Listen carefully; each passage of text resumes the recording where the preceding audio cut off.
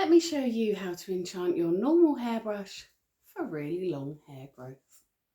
Hi, I'm Victoria Pearson, but you can call me V. I have been a practicing witch for more than 25 years now, and for weeks I have been promising you that I am going to show you how to enchant a hairbrush for long hair growth. I actually feel like I should have washed my hair before this video so that it would look better. Never mind. So, I have enchanted hairbrushes before. It's something that I do really regularly, but my old hairbrush was definitely on its last legs. It was a paddle brush similar to this one, but plastic. And every time I brushed my hair, this part would come off. I hot glued it about 1,000,000 times because I do not like sending things to landfill, but eventually I had to give up the ghost on my old hairbrush. So I bought this new one. This time I've gone for a more natural one. I've gone for a wooden one, partly so that if I break it, it will sort of decompose more quickly than the plastic one. I was hoping that it was going to have natural bristles. It doesn't. It has plastic ones, but meh, it'll do. I'm going to use a standard normal hairbrush, and I'm going to enchant it using a sigil because I love sigil magic. If you don't know how to make a sigil, I did a video, well, I've done a few videos about that, but I'll post the latest one up here somewhere so that you can go and check it out. There are lots of different ways to make a sigil, so if you watch that video and you think, that's not how I normally do it, you can totally do it the way you normally do it. My way isn't the right way, it's just a way of doing it. Before we get into the magical side, I'll do my general disclaimer here that when we're doing any kind of magic, whether that is magic like this for hair growth, whether it is a spell to improve your health or some kind of glamour magic, it is always really important that we follow that up or do it in tandem with real world action. So if you want your hair to grow long and you enchant your hairbrush but then continue to treat your hair badly, you're not going to get long hair growth. What encourages your hair to grow longer is taking care of your ends. Our ends are more fragile, they're older, they've been around for longer, and they break more easily. And so when you think, oh, my hair will only grow to a certain length and it won't get any longer, that isn't that the hair growth has stopped up in your scalp. That continues throughout your life. It slows down a little bit as you get older, but it never stops growing. And so your hair is always growing from here. The reason you're not getting the length is because it's breaking off somewhere down here. So developing good hair care habits is the best way for you to get long hair. And those will differ depending on your hair type. So I can't give advice to every hair type here, but there are some things that are universal. And that is stay hydrated, drink lots and lots of water, because if you don't, your body is going to use the water that's in your body where it is most needed, and it is not most needed in your hair. Whereas if you are fully hydrated, all of your organs and your skin and everything else has got all the water it possibly needs, then the excess can go towards hydrating your hair and your nails and things like that. So make sure that you're fully hydrated. Drink lots and lots of water. It's good for everything, but it is good for your hair as well. Equally, making sure that you are eating properly, that you are getting a broad range of vitamins and minerals so that your body is nourished. Because again, once everything in your body has got all the nutrients it needs, anything left can go to the cosmetic things like your hair. And having plenty of vitamins and minerals in your system is what's going to make your hair strong. It's going to make your hair healthy. It's going to make your hair shiny. And if it is strong, then it can grow beyond your normal breakage point and will get longer. So those are the important things. Sleep is important as well, making sure that you're getting plenty of sleep so that your body has time to be producing growth hormones for your hair. And also, and I am bad at this to be honest, but things like having a silk pillowcase, making sure that you put your hair into a protective style before you go to sleep, or wrapping it in a silk scarf or a silk bonnet, something like that, so that when you're laying on your pillow and you're moving around in your sleep, you are not breaking your hair at this point and making it full. So those are some simple things that you can do to help your hair. It's also worth researching about your hair type to see what kind of thing it needs. So for mine, my hair is extremely straight, very, very fine, but there's a lot of it. The individual hairs are very, very fine and easily to break, and that makes it tangle quite easily. But it doesn't really mat up in the same way that a more curly hair type might. I can, generally speaking, detangle it with my fingers before doing a hairbrush, and I tend to do that, get rid of the big tangles before I go in with a hairbrush. With most hair types though, if your hair is very knotty and you're starting off up here, you are yanking and pulling those knots out, and that's going to cause hair breakage. Look, even then, that caused, oh, you can't see that, but that did cause a hair to come out of my head. Instead, when you're detangling, make sure you're starting at the bottom and you're holding above the knots to support your hair, and then you move upwards through your hair and detangle the next little bit before you go to the top, and that is going to make a lot less hair fall out. Having some hair fall in your hairbrush does not mean that your hair is unhealthy. In fact, it is really good for your hair to shed any dead or underperforming hair shaft as the new hairs come through. A lot of our hair fall is caused by new hairs popping through those follicles, and that is old hair that you don't need anymore. And so it is not necessarily a bad thing if your hairbrush is full of hair. But step one of this, because you don't need to get a new hairbrush for this, you can use your own hairbrush. But step one has to be making sure that you clean out all of the hair through here. So I normally would use either a skewer or the spike of a comb, or even a pen that doesn't work, and go in between all of the grooves of the brushes this way and then this way, so that you're picking up all that dead hair. Some witches like to burn any fallen hair, presumably so that it can't be used as a tag lock against them or something. I don't like to do that because I really hate the way it smells. But if you want to do that, make sure you do it in a fire safe container, because on this channel it is very important that we remember, don't burn your freaking house down. So step one is to give your hairbrush a really good clean. When you have got all of that hair fall out, wash it with your normal shampoo. So many people never ever wash their hairbrushes, and I'm very guilty of letting mine build up as well. But every time you pull it through your hair, it's getting covered with oils from your scalp. It is getting dirt from your hair into it. It is any pollutants that you're brushing out of your hair are going to end up in your brush. And then you go off and wash your hair, and the next day you pick up that brush and you brush it through again. You're putting all of that back in your hair again. So make sure that we've got a nice clean brush to start with. You don't need to condition it, just the shampoo.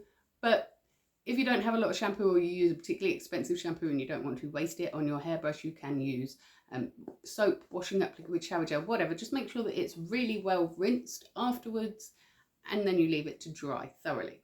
That is why I did this bit in advance, because I didn't want to soak in wet hairbrush here while I was trying to show you how to do stuff. So we've got our clean hairbrush. Step two is to give it a little spiritual cleanse as well. You don't have to do this if you don't want to do this, but I think that whenever I am enchanting a new object, I like to get rid of any associations that it might have had before. My preference for this one is to cleanse with air, so I'm using some incense here. You can look up and match your correspondence to the incense that you're using. I'm using sandalwood because I think it's a good all-rounder, good all-purposer, and I didn't have something that was more sort of suited to the task. And so I will be using this one. I do have a fire-safe container for it. I'm not just holding it in my hands, I was just doing that to light it. So you get your incense, you can use a stick or a cone, it doesn't matter. You get it so that it's smoking nicely, and then we're going to pass the brush through it to just cleanse off any old energies or anything that we've been holding on to that might have gotten into our hairbrush. Because a lot of cultures believe that we carry things in our hair. Maybe we carry trauma in our hair, or our histories in our hair. And so I think that those energies can also get onto your hairbrush. So it is a good idea to give it a little cleanse before doing something new to it, and before giving it its purpose. We don't want it getting confused about what it is for. If you are unable to use smoke to cleanse it, you can use other things. You can use sound. You can just all around it. You can shake a bell over it. You can pass it over a candle flame if you're quick about it and you don't burn your house down. There are lots of different methods for cleansing. If you wanted to, you could surround it with a circle of salt, leave it under the moon. Basically use whichever way of cleansing feels right for you. You can even just run it under a tap if you want to, or sort of intentionally wash it when you're doing your shampoo stage, and that would count as a spiritual cleanse as well. And now we have got it all nice and cleansed and ready to go, there are a few more different things that you can do to it. I am going to start with the sigil, which I have already prepared earlier because it was on my old hairbrush. If I remember correctly, this means long, strong, healthy hair. And so I'm going to use this one. But like I said, you can make your own sigil and you can match it to your own hair goals. So if you're like, you know what, my hair is long enough, but I need it to be stronger because it splits a lot, strong, healthy hair. If you're like, I think my hair's strong enough, I think it's long enough, but I wish it would curl more, curly hair. It will not change your hair type. If you've got 4C hair and you do a spell on your hairbrush to get straight hair, that is not going to work. If you've got hair like mine and you ask your hairbrush to give you curls on its own, that is not going to work. But if I wanted to do a spell for curls, I would probably enchant my roller set for long-lasting curls, or enchant my mousse for long-lasting hold or something like that, rather than try and change my hair type with magic, because that's not going to work. And so long, strong, healthy hair is what I am going for. But you can make your sigil match your hair care goals or your beauty goals, but we'll come back to that later. That is the symbol that I'm going to do. On my last hairbrush, I did this with pink nail varnish because that is what I had at the time, and I thought, pink, that's self-love, that's Aphrodite, that's, you know, pink works. But for this one, I'm not going to use nail varnish this time because I have got these metallic pens. But you can literally do this with anything. You can use paint, nail varnish, a pencil, a biro pen. And if you are a stealth witch and you do not want anybody to see that you have a sigil on your hairbrush, you can do it with oil or with water and it will just fade away after a little while, but it will still be there. I would recommend though, if you are going to do an invisible method like that, that you redo it every now and then, just so that your brain remembers that it's there, because part of the way that a sigil works is that you will notice it without noticing it, and that helps to activate it. Unless you're doing a sigil spell where you destroy the sigil. We're not doing that this time. I have asked my sigil to activate every time I brush my hair. But you can choose a different way to activate it, and you can literally say to your sigil, like I would say, this sigil will activate every time I run my brush through my hair. And I've told it. You can ask it to activate every time you see it, every time you use the product, every month, every time you leave it in the moonlight, every time you leave it in a room with electricity. You tell it how it activates, and it will activate. I think it is a good idea though to match your colour with your intention. I like to do that. It's a big thing for me, matching colour intentions. I do it with candle spells a lot and things like that. On this particular occasion, I think I'm going to use green because I associate green with new growth, life, with vitality. If a different colour resonates with you, use a different colour. It's all about what matters to you, your psychology, your makeup, what symbols you associate with things, what colours you associate with things. If it feels that way strongly to you, then it is going to work strongly in your magic. Whereas if you are like, oh, well, I'm using green because V said that I should use green, but I don't really associate green with that. You know, I associate green with like sickness and healing instead. And yellow is more a growth colour for me. Use yellow. That is what matters more. What matters is that it feels right in your gut. I'm using green because I think that green is a good colour for growth. It's something that I use for prosperity spells. I use it for a lot of growth related spells, but it's perfectly valid to associate that with healing or something instead. I suppose you could argue that this kind of is a healing spell because you're trying to heal your hair into being strong and healthy again. If that resonates with you, treat it like a healing spell. You're going to work out your sigil by following one of my videos before if you don't know how to do that. And when you've got your sigil on a piece of paper, you're going to copy it onto your hairbrush. If it doesn't go exactly right and it's not completely perfect, it doesn't matter as long as it feels right to you. So I am going to copy out my sigil now.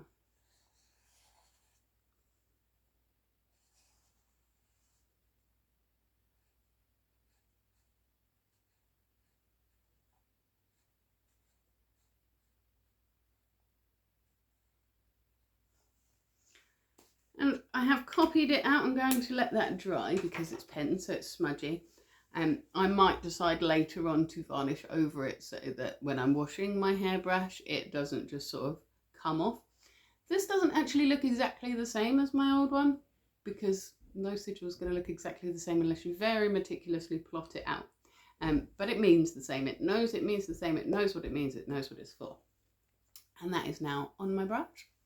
As you can see, your symbol doesn't have to look like this. Even if you use the same sentence as me and the same method of creating a sigil as I do, your sigil will still look slightly different, slightly unique, and that is absolutely okay.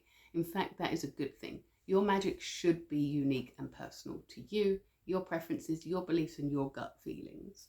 I might seal that in again with a little more incense smoke just because I still have that here. It's still burning because I made my sigil in advance. And also I like the smell of this incense, and so if I brush it through my hair afterwards, it's going to smell lovely, and I like that. You can just leave it at that, and that can be done. And that is fine. I am going to give it a little extra firepower though. I was given these oils by a friend quite some time ago. I don't normally play with oils, as you all know, because I am a bit inattentive with candle flames, and I do tend to almost burn my house down. But I'm using these because I was given them and they smell nice. And I've got 3 in here. I've got a justice oil, a peace oil, and a prosperity and success one, and so that is the one that I'm going to use because it matches my intention well enough. I'm not sure exactly what's in this. I know it's got cinnamon in it because I can smell it, but I know that it's vegan and ethically sourced and it hasn't got any parabens in it, and I don't know what a paraben is, but if it's telling me there's none in there, that's probably a good thing, right? And so I am going to use a little bit of the success and prosperity oil. This step is completely optional. Or if you want to anoint the thing and still have the oil step in it, but you do not have fancy pants oils like this, use cooking oil. Like olive oil in particular is very, very powerfully associated with luxury and wealth. But any kind of oil would work. Baby oil would work even. And if you want to, you can add some herbs that match your intention into it. So for example, if you wanted to add cinnamon for growth, that would work. Just put it into your oil, leave it for half hour, it'll be fine. Or if there's a particular herbal tea blend that you think, gosh, that matches my intentions really, really well, stick that in the oil, warm it ever so gently, let it infuse for a little bit, and then bang, you've got that oil. You can do that with rosemary oil to represent growth and hair growth in particular, because rosemary oil is very good for your scalp. If you've got blonde hair like me, you can use a chamomile tea bag and infuse that in your oil, or even water, and just give it a anoint with the water, because chamomile is supposed to be very good for blonde hair and bringing out, like washing out any brassiness and bringing out your more blonde tones. Find an oil or a thing that works for you, or skip this step completely if it doesn't resonate with you. That's absolutely fine. But what I'm going to do is take my prosperity oil. I am going to put it a little dot in each corner around my symbol just to activate the symbol. Oh, that came out quicker than I expected it to. And I'm going to go clockwise around that symbol, rub it in. That's far too much oil. Oh no, I'll keep it well away from the flame now. So once your symbol's on, your brush is anointed, your spell is ready to go. Some people like to do a finisher on the spells afterwards to sort of release the energy. It's absolutely okay if you want to do that. For some people, it's just a case of drawing an equal armed cross over the top. Some of us like to draw a little pentacle instead. You might want to say something like, "It is done, so mote it be, as I will it." Whatever feels right for you. You're kind of amen, you're kind of closer to the spell, you're kind of closer to the prayer.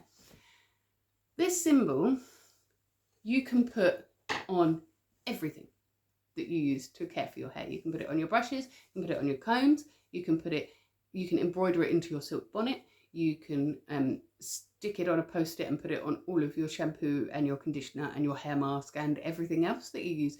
You can draw it onto your shower head if you want to, so that you're enchanting the very water that goes over your hair. Although with that one, I might tend to do a general beauty sigil rather than a hair growth sigil, because of course when you're in the shower the water is touching more than just your scalp and you don't want to get like completely covered in hair, probably. But if you do this, come back in a couple of months, tell me how it went for you, tell me how the hair growth went, tell me what barriers you came up against. And if you have any questions, obviously always leave them in the comments and I'll do my best to answer them. I get a lot of questions on the witchy videos that I do, and I'm always more than happy to help. If I'm not sure of something, I will go off and research it and do my best to find out for you. One little side note that I would say is, I think part of why my hair grows as long as it does is because I do not use a lot of product on it. I do not use a lot of heat on it, and I don't wash it as often as a lot of people wash theirs. I'm disabled, so I spend a lot of time at home. I don't sweat a lot. I don't go out places where my hair gets very dirty, and so I try, if I can, to only wash it about once a week, especially in winter. In the summer, you kind of have to wash it a bit more because you're sweating more. It's going to hold smells. But if you are somebody that puts product on your hair every day, you are going to need to wash it more often. I tend not to put much product in purely because I don't like the feel of it in my hair, but I do think that not having the added weight of the product and the need to be washed more often does help contribute to my hair's growth. I don't use a lot of heat on my hair. I might occasionally blow dry it if I've washed it too close to bedtime and don't want it to get tangly and break overnight, or if I'm going somewhere, especially in the winter, if I'm about to leave the house and my hair's wet, I don't want my hair to sort of freeze and go crunchy, and so I will dry it then. But aside from that, I don't use a lot of heat on my hair, and I think that that is good for my hair. If you are a person that needs to use heat on your hair, either for your style or because it needs to be dried or because you by necessity have to use lots of product and so you need to wash it more often, in those particular cases, I wouldn't put your same hair growth sigil on your heat product. If you want to put a sigil on your straighteners, your curling iron, your hairdryer, or even a hot comb, make a protective one instead. Make your sigil say, my hair is protected from heat, or this tool only makes my hair look better, or this tool doesn't damage my hair. You know, something like that that's more of a protective thing. And use a more protective oil for it as well when you're anointing.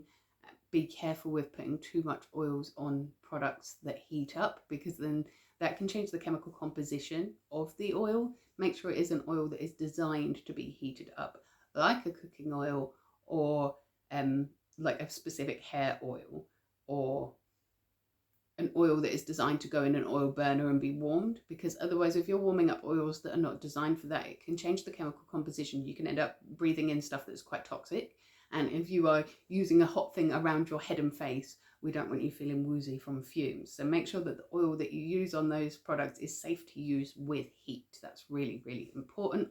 And yeah, if you are enchanting a tool that you know causes hair damage, making a protective sigil on it is going to be better. And obviously making sure that you're using heat protectant spray and other ways of protecting your hair from heat. Again, put a protective symbol on your heat protection spray rather than hair growth symbol, because then those two things can work in tandem to help protect your lengths and make your hair grow longer. Now, you can take the principles of this spell and apply it to absolutely any beauty product that you like. Imagine for a moment that I'm taking my favourite eyeliner, and you can see that this is my favourite eyeliner because of how teeny tiny it is, right? Because this was a full length pencil that I've used for so long. It is now teeny tiny. I can't remember where I got it from. And the brand name was at the other end of the pencil, so I've already sharpened it off. I don't know where I got it from. It was the best white eyeliner ever. It lasts for ages. I will be very upset when this is gone. This is my favourite eyeliner. As you can see, it's far too small for me to be putting a sigil anywhere on this. And so if I wanted to enchant this so that, for example, when I'm wearing this eyeliner, I see to the truth of the matter, or if I wanted to enchant a lip liner so that people would be more easily persuaded by me, or something else that's small like that, you can still use the sigil method. Create your sigil for it, wrap your thing in it, do all your cleansing and stuff, and then when you're finished, burn the sigil in a fire safe container with your hair tied back and your sleeves rolled up and something there to douse the flames afterwards, because I don't want you to burn your freaking house down. You can enchant pretty much any object that is in your home for any purpose. You can enchant something to make it a ward to protect you. You can enchant your moisturizer for more youthful skin. You can enchant your perfume so that people always listen to what you say when they can smell it. You can enchant just about anything, and sigils is, again, I've said this before, easy all-purpose magic that you can adapt to absolutely anything.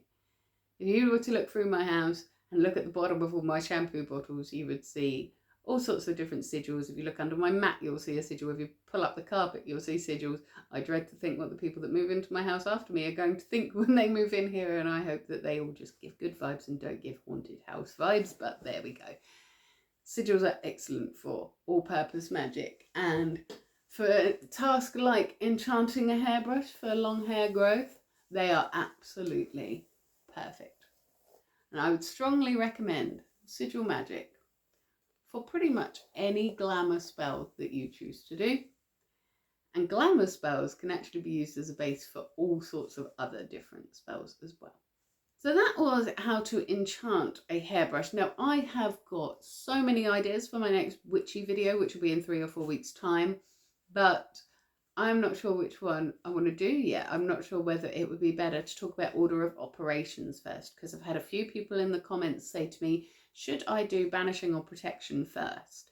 And I wonder how much interest there is in that sort of thing, whether I should do a whole video exploring like the best order to do things and when to do things, or whether I should just keep going showing you how to do simple things like those spells. So let me know in the comments, tell me which you prefer, which you find more valuable, and I'll try and pick one of my topics from there for my next witchy one.